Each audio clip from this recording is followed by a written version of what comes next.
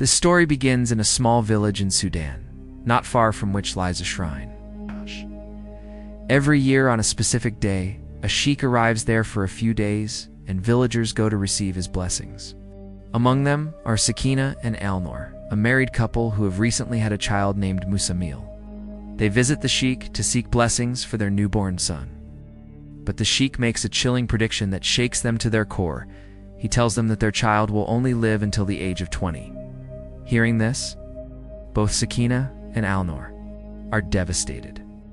Alnor, a small-time farmer, struggles to make ends meet and decides he must go to another country, Ethiopia, to earn money. Despite Sakina's reluctance, as she fears raising the child alone, Alnor insists and leaves the next morning. Time passes quickly, and Muzamil is now 13. He often watches children his age playing outside, but no one wants to play with him. As everyone in the village knows about the prophecy of his death at 20, Sakina is overprotective and doesn't allow him to go out, but he sneaks away to his favorite river spot where he finds brief solace only to be followed and bullied by other boys. Hurt and confused, he returns home and asks his mother how he will die, but Sakina never gives him a straight answer. Muzamil constantly longs to meet his father, but Sakina doesn't even know whether Alnor is alive or not. Near their home is a shop run by a man named Isa, where Sakina often buys essentials. There's also Aunt Nafisa, who once asks if Sakina has heard from Alnor. Sakina says he used to write often, but she hasn't heard from him in a while.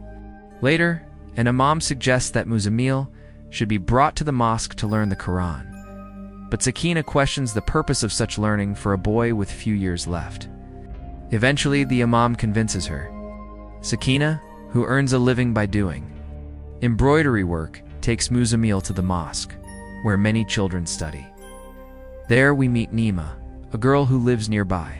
She is the only one Muzamil talks to, and the two of them grow close, often meeting by the river to talk about their dreams. One day at the mosque, some boys trap Muzamil inside a box, ignoring his cries. Time passes, and Muzamil grows into a young man. After a long gap, a letter arrives from Alnor, who says he misses Sakina dearly, but is constantly transferred to new countries for work. He urges Sakina to take Muzamil to the same sheikh who predicted his death, hoping there may be a way to save him. Sakina agrees and visits the shrine, only to find that the original sheikh left for Hajj 3 years ago and never returned.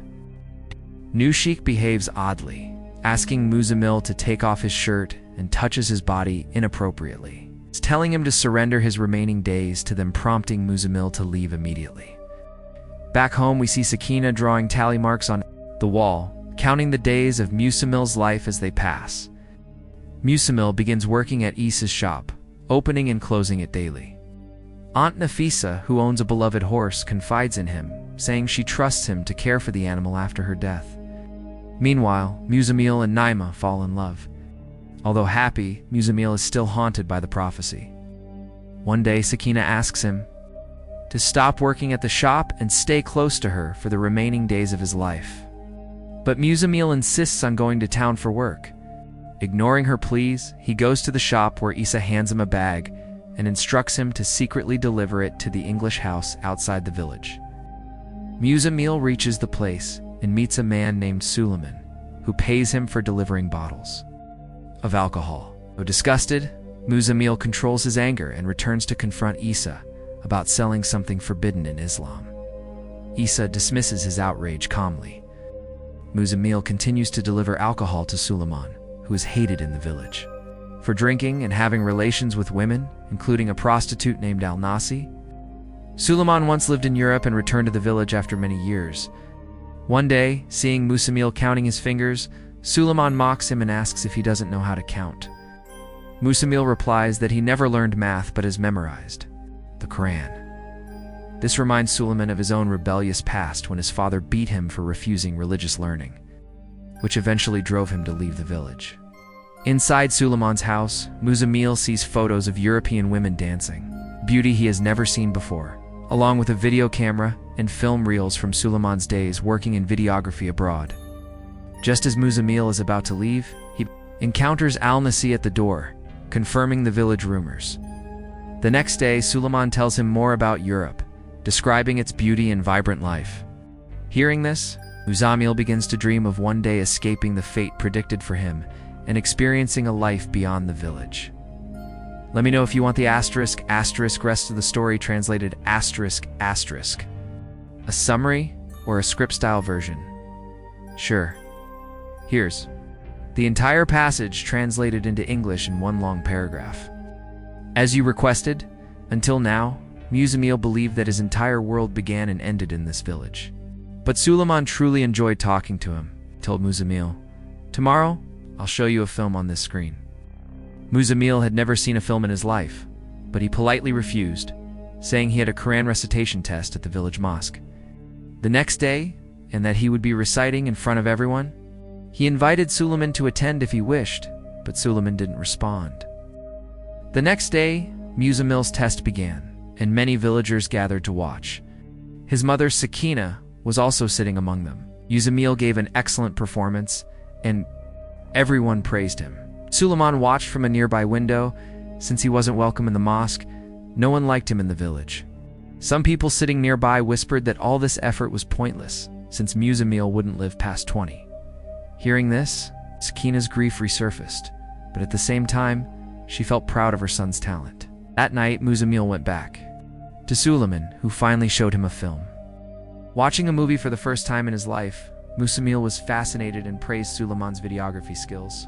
Suleiman hoped that Muzamil, like him, would one day leave this place and see the world, believing that travel makes one a better person. If he were in Muzamil's shoes, he would never have stayed in the village. The next morning, Muzamil's father returned home after many years. His appearance had changed completely. His beard had turned white. He was filled with guilt and didn't know how to face his wife, as he had been gone during the most crucial years of their lives. Gathering courage, he stepped inside the house, and Sakina was shocked to see him. She stared at him, trying to recognize the man who had once promised to return in 2 years. Overwhelmed, she hugged him and told him to sit while she prepared food.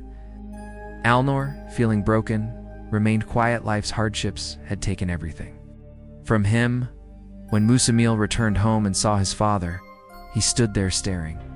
While he was happy, he also felt anger. Why had his father come back now, in his final days? That night he cried, wishing his father had never returned. Alnor apologized to Sakina, saying he had tried but could never make it back. But Sakina didn't respond. The next day, when Muzamil was with Suleiman again, Suleiman told him, "If someone had told me I would die at 20, I would have lived like a king, not in fear. Would have done everything that made me happy, because death comes to us all eventually, so why fear it every day?" But Muzamil didn't quite understand or agree with him yet. He lacked the maturity to grasp Suleiman's perspective. Suleiman didn't want him to follow a rebellious path like his own. He wanted Muzamil to live freely, without fear, and make something of his life. Soon, preparations began at Muzamil's home for his farewell, as the predicted date of his 20th birthday drew near. He had already accepted his fate, believing it to be inevitable. One night, Sakina told him not to visit Suleiman again, saying he was a disgrace, and that people had begun gossiping about Muzamil because of him.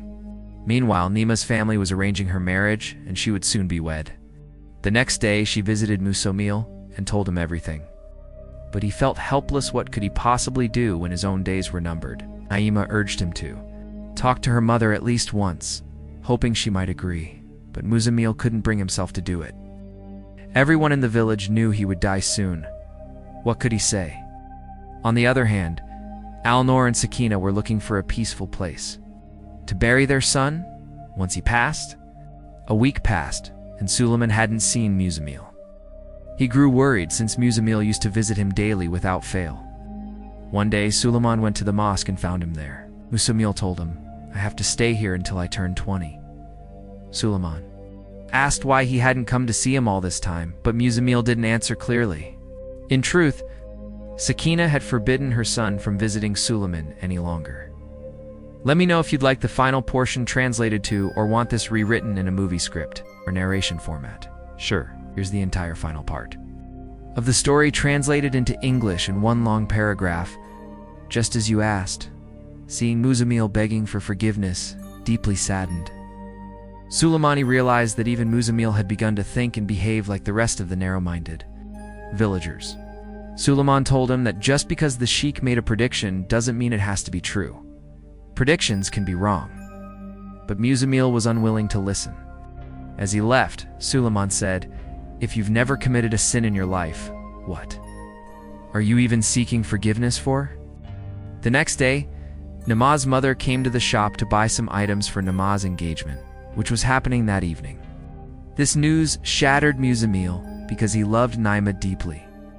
He went to Suleiman, broke down in tears, and told him how helpless he felt, unable to stop the engagement or protect his love. Suleiman scolded him harshly, saying, "Stop crying like a coward. Everyone in this village is living their life fully, and you're the only one living like a walking corpse for 20 years. If you still can't wake up, then get up and leave this place now." Hearing this, Muzamil left silently. Alnes didn't like how Suleiman had spoken to him, thinking it was too harsh. Also Mil, feeling defeated, began secretly watching Naima from afar as her wedding approached in a few days, knowing he couldn't do anything about it. The next day, Suleiman fell seriously ill. 2 more days passed, and it was now Naima's wedding day. Naima still held on to hope that Muzamil would come and take her away, but time had run out. On the other hand, overwhelmed with pain and emotion, Muzamil jumped into the river even though he didn't know how to swim. His love for Naima had driven him to madness. He screamed and cried like a man possessed until his father arrived and pulled him out of the river. Muzamil hugged him and wept bitterly. The next day, he visited Suleiman's house only to find things scattered everywhere and Alnes crying. That's when he learned that Suleiman had died the previous day. The news devastated Muzamil. Alnes told him he was a good man. His only sin was that he chose to live life on his own terms, whether society saw it as right or wrong. And now it was revealed that this very day was supposed to be Muzamil's last according to the sheik's prediction. He wouldn't live to see tomorrow. That evening, he visited Alnes again, and she hugged him tightly, crying uncontrollably. As Suleiman was already gone, and now perhaps Muzamil would be next. Meanwhile, his father and other villagers searched for him near the river, assuming he must have drowned, because everyone believed he wouldn't survive the night. But the next morning, Muzamil woke up in Alnes's house, still alive. At first, he thought he was dead or dreaming, but slowly he realized the truth. He was alive. The sheik's prediction had been proven wrong. He saw Suleiman's video camera in front of him and remembered everything Suleiman used to say.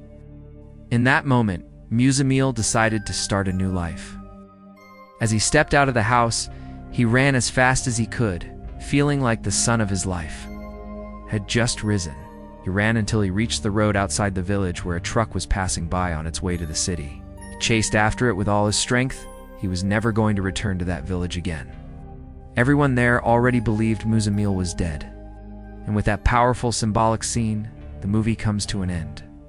If you'd like to hear the story of another movie, be sure to tell me in the comments below. I'll always read them.